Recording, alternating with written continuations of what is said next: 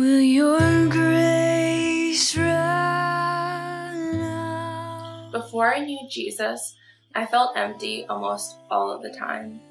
I would search for things to make me happy, but everything I found was only temporary.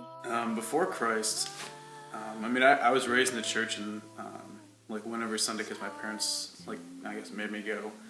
And it was really more of like an obligation like most kids. After graduating high school, I was the young adult that thought he knew it all, so falling back in with the wrong crowd,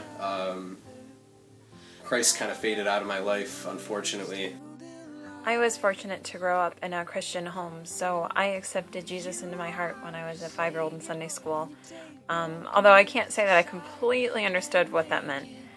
Didn't have like a wild college story, but definitely struggled with anxiety and. My life before Christ, I was pretty crazy and liked to drink and party and go out and have fun. So I grew up in a home that was Catholic, and so life was just every week you went to church. I was in the boys' choir, so church has always been a part of my life. But it was kind of fake fun, and I had lots of fake friends. At the age of 14, I started going to concerts almost every day of the week. I started making friends with bands, with guys that were twice my age. And it was the summer between my junior and senior year of high school that I met this person that said to me, I just got baptized. I put myself in danger and in reckless situations, and I just didn't care. I was overran with the wrong crowd again, drugs mainly, really bad. If you can believe it, I was skinnier than I am now. I was a dead man walking for the longest time.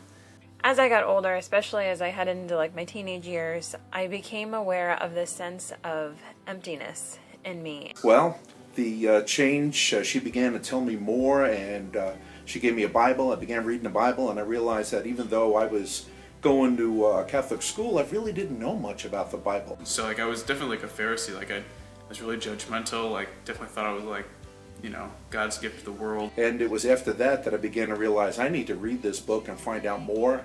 And I was convicted by the words and gave my life to Christ. And about 6 months later. It was about that time that my church youth group went on a youth retreat, and I don't even remember who the speaker was, but at the end of his message, he gave an invitation for people who wanted to recommit their lives to Christ. I encountered Christ a year ago, and since then, I've made, friends who were better influences and showed me how to care and how to forgive. My first encounter with Jesus was outside of a concert venue. I was never one that, wanted to be the front and center of attention at all. And so I knew it was God when I found myself standing up and going forward. But I can literally pinpoint that as the first personal encounter that I had with God.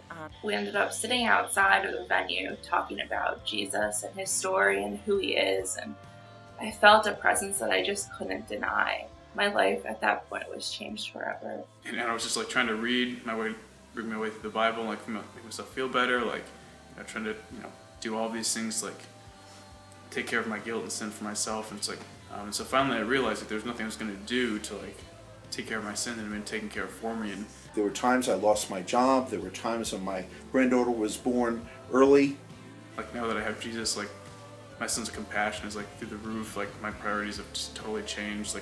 Through all of that, I knew I had the strength to go on no matter what, because Jesus really changed who I was and what I could become. That emptiness that I felt for so long is gone.